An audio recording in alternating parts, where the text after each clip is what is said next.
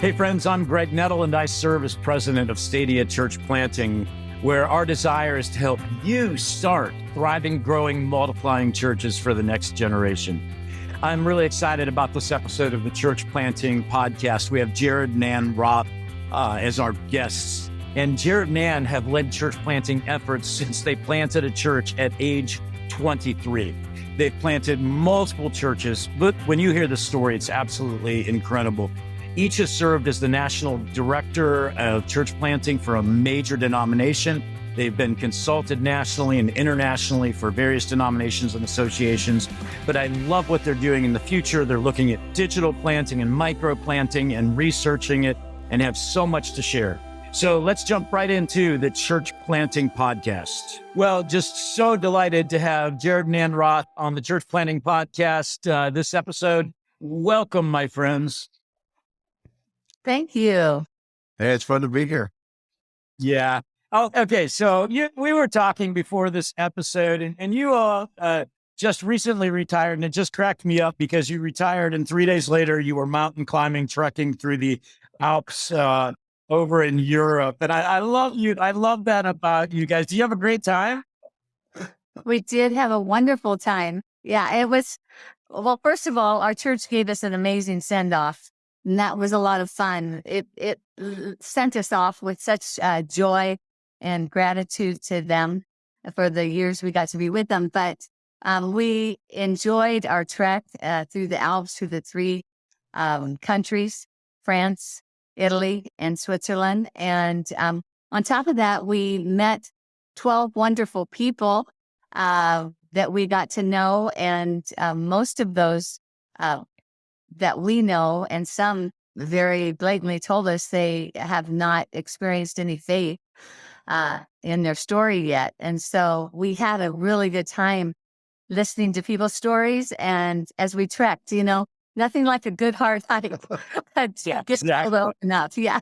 12 days of sweating and eating with people, it really is a bond.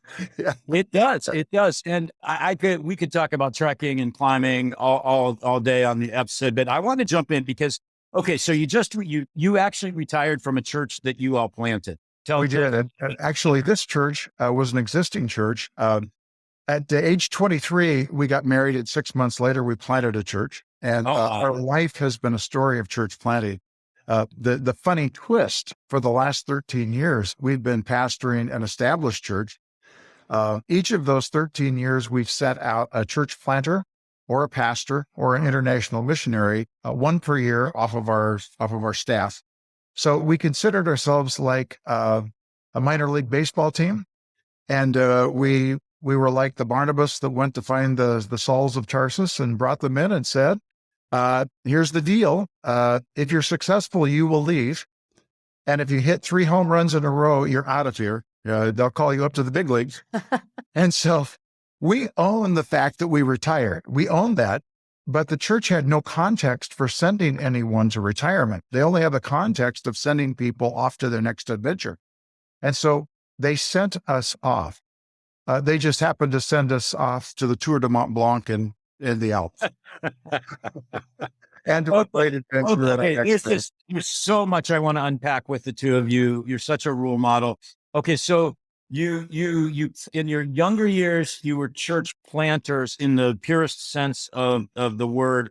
But see, I would contend, that you were even probably more effective church planters in your later years, and you're raising up, as you'd said, the minor league team. Let's go back to your younger years.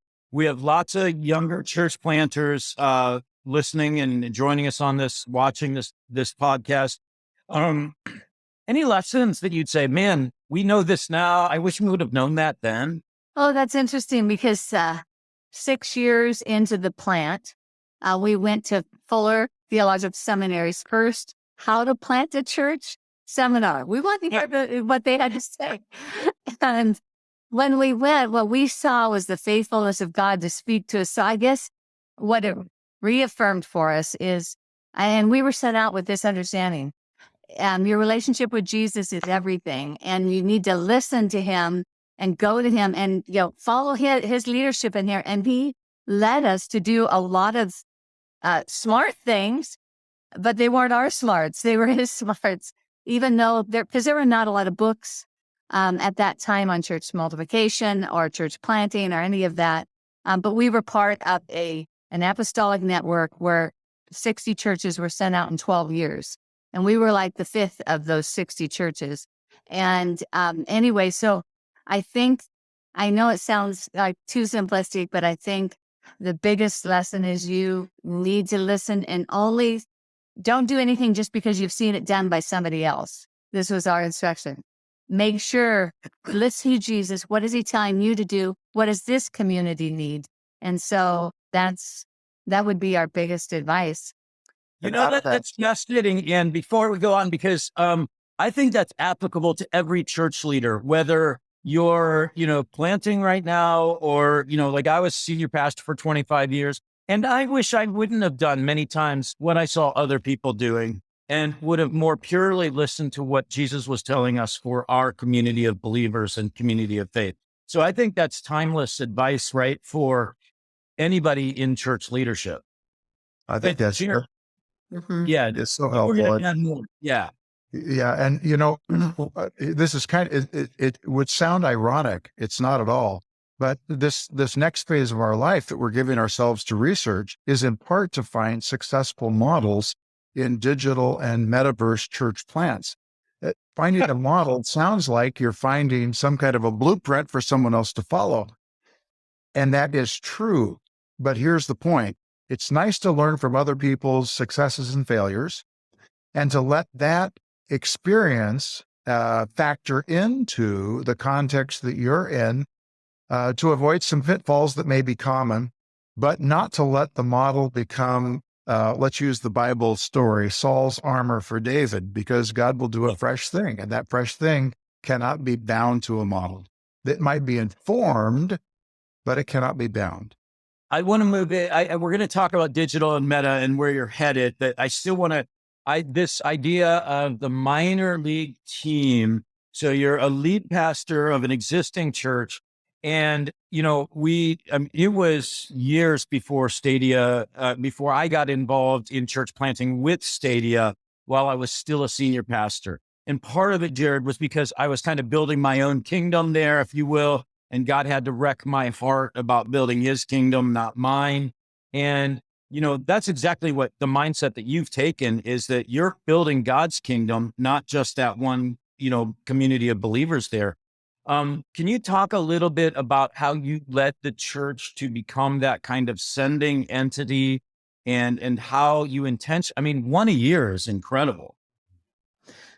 So one of the first things we did after we arrived was that we had a friend that we were coaching who was going to plant a church on the east side of our city.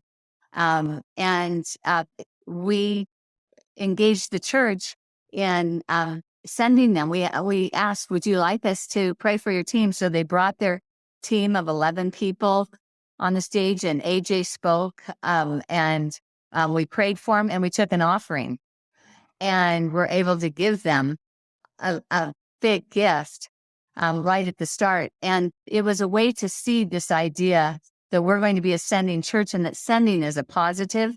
So when we did that, that was just a first step. And we knew then 3 months later, we sent our church planter to Uganda.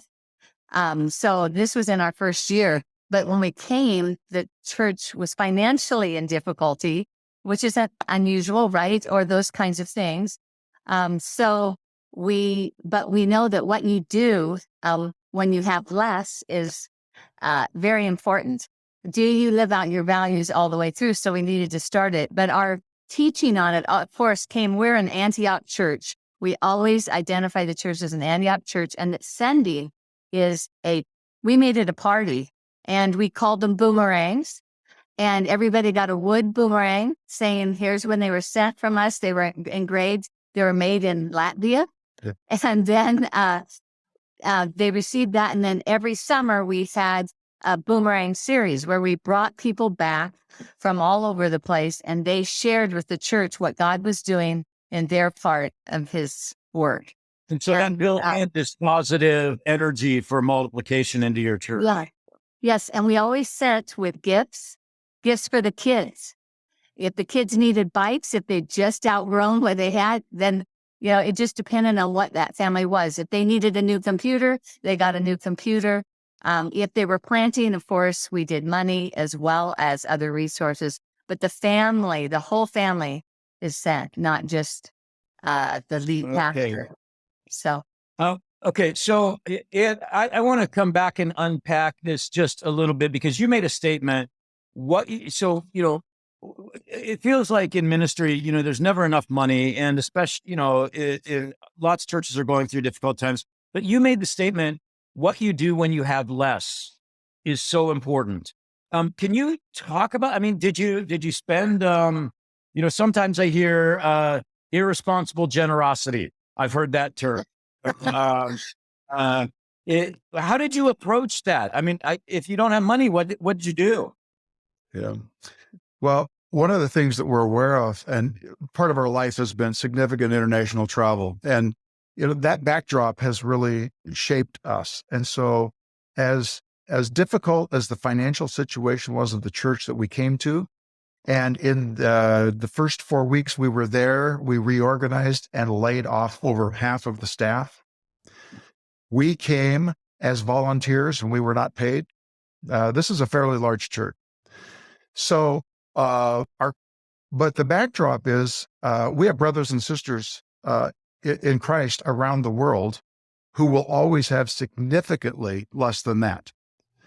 And they're called to be Antioch churches. So we had better be able to live out our values at our deepest point of financial need, knowing that relatively we are in an overwhelming financial blessing. You have to live out the values. And so you act in ways that are consistent with the values, and then you budget to live within your means. But your means are determined not by just needs, but they're determined by the investment of your values. Those come first, then you figure out what the cash is, and you figure out how to live within your means. So you're giving generously, which is one thing, and that's hard enough. But I actually think, Jared, sometimes the harder thing is when you're giving personnel away like you were. Yes, it is. It is. Where do these people come from? First of all, you're sending out a person a year. Where are they coming from? Yeah. The people came from our staff, but we brought some of them to send them. In other words, we had a couple, we chased them down the parking lot. They came to visit, found out their dream was to plant a church, and said, we'll send you if you want to come be part of Evergreen when it's time. And they were with us for 2 years, and he was junior high pastor. And then we sent he and his wife, Marta, off to plant a church. So some of them were already on our team. We sent out several of the pastors that we inherited and loved and kept, of course, but we sent them out eventually as well. So it was just, everybody knew it's a matter of time. If that's in our vision for their life, and it was. So some of them weren't ready right away, and some of them were. When you establish a brand that's unusual, your reputation precedes you. And part of our brand was that we sent out pastors after investing in them. Part of our brand was we had a teaching team so that everybody got speaking reps. So that if you were going to be sent out, you were a part of the teaching team, which usually averaged 5, which meant part of the sacrifice that Ann and I made. By the way, both of us could easily preach 52 weeks a year. There's no problem here. It's much harder to listen to someone else's bad sermon 3 times in a row than to preach your own, right? Yeah. So, but they knew that they would get preaching reps. They knew that they would get to participate in every part of the life of the church. They knew they would have invested in on the way out. They knew that the relationship would be sustained. They knew that we co-pastored and that was legit and real, so that couples who felt called to co-pastor were attracted to us. And they also knew that we would send out women to lead pastor. And all of that brand, in addition to that, our biggest passion was children and youth, and they always got the most and the best of everything. Yeah. Leadership, budget, time, celebration. So that brand that we established was attractive. and people came and wanted to be a part of that. Yeah, go ahead, Ann. I just wanted to say that's one of the things we love about Stadia is a church for every child. That's so significant. And that resonated with our very fundamental from the very beginning. Kids and youth, the providing a church that was for them. They weren't the leftovers and they weren't the second class citizens. They were right in the forefront. Yeah. Well, as you guys know, I mean, one of the phrases we're using around Stadia a lot these days is just simply today's church is not enough. And we don't mean anything negative by that, but it's just not. There's not enough churches and it's not enough for the next generation. And so if we're not starting new churches for the next generation, we're going to fail. So let me come back to, I want to unpack even more of this because this is just fascinating stuff to me. When you talk about investing in this stuff, in the brand idea, I don't think I've ever heard that from anyone else I've talked with. This idea, when we talk about brand, we're usually talking about marketing strategies and so forth. You're talking about this godly vision of brand, of developing leaders specifically to send them out. I don't think we can emphasize that enough for church leaders today to think through, what do I want to be known as a church and church leader for my next 10 years here at church? Is that what you're getting to? Well, yes. And I want to say, both of us, Strengths Finders 2.0, most of our strengths overlap, which means that we're horrible, right? I mean, we are like a fire hose exponential, right? So we get that. So the strategic piece is not difficult for us, but the humility piece demands that you never start with presuppositions. So in God's, his irony, these church planting entrepreneurial startup people are assigned for 13 years to a church that was 95 years old when we left it. 95. Yeah. And so when we came, when we met with the council as we were being selected, they said, if God calls you to come, what will your vision be? And we just laughed and said, wouldn't we be the last in the room to know? I mean, you're all here. Why would we tell you what God's vision is for this church? We're not even here yet. But if God calls us here, we will discover together what his fresh vision is for the next season. And we felt led to teach through the first 15 chapters of Acts. Yeah. And we said, God is going to, during this time, let a set of values emerge that define this season. We called it chapter 31. We were the 31st duly appointed pastors of that church in its history. Yeah. Chapter 31. And so as we taught out of Acts, these values emerged, and that defined who we were, and that defined the brand. And so intentional diversity was the first value that emerged. It's value number one, still on the website. And we have stories about that. Sure we do. White congregation. Extraordinary generosity emerged out of that value. You get to the Antioch church, you have to intentionally go find people, some of whom are damaged or have their stories and baggage, to come fully in power. And those people, like Paul, may supersede you like Barnabas. And we left in our wake a couple that we have absolutely full confidence in chapter 32 will far exceed us in every expression of ministry. I want to go to the website and look at, Evergreen's website and see all these values, because I love just the first two you mentioned, extraordinary generosity. I wrote that down because it's such a great value. All right. Because I want to spend some time, I want us to jump into your next chapter, if you will, and let's talk about Sprout, and let's talk about digital and Meta, and just, okay, what is Sprout? What are you doing now?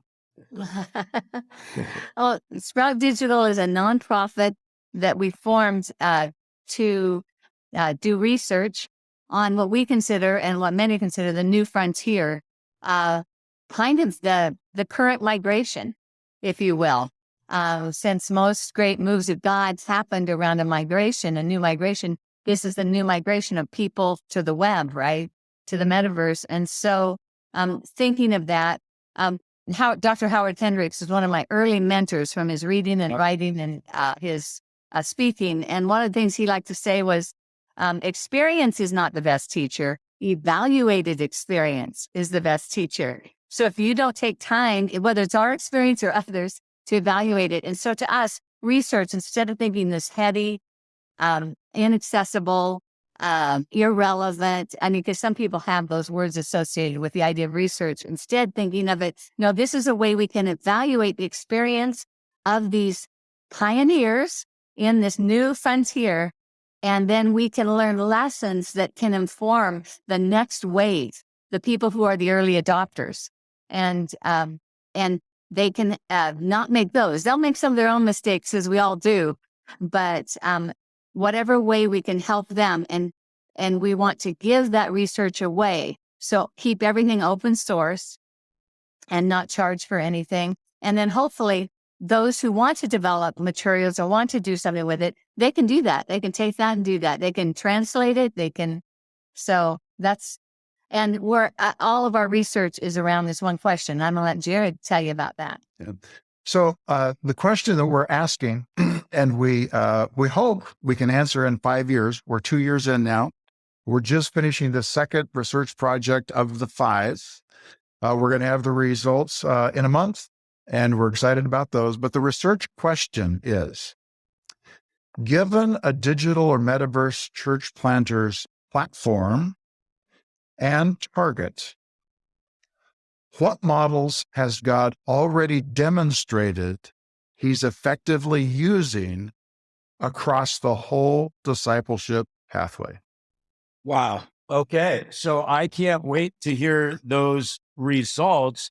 I'm absolutely, one of the things that I'm loving is that you all are continually learning in this next phase of life. And I happen to completely agree with you that digital, meta, and I would add virtual reality into that world as well. Of course, I know it's imperative for the church to be moving in that direction. So, Jared, let me ask you this. For all of our listeners, I mean, if they want to get access to all these research results, if they want to be involved in your studies, if they're already doing digital stuff, things like that, how can they get in touch with you and contact with you? Excellent. The website is, and this is tricky, the website is sproutdigital.info. Okay. .info. Sproutdigital.info. You'll find us there. If you go to other websites, you will find a whole variety of Sprout Digital things. But sproutdigital.info is how to connect with us.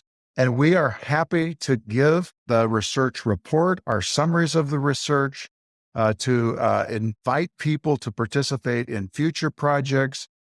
Everything we have is free. We've been blessed. We started the nonprofit so we could fund it. We have outside funding. We have been blessed to be able to conduct the research, which, as you can imagine, international research across many languages and cultures, doing it at an academically robust level is expensive. We're able to do that research and give the results to anyone who's interested for free.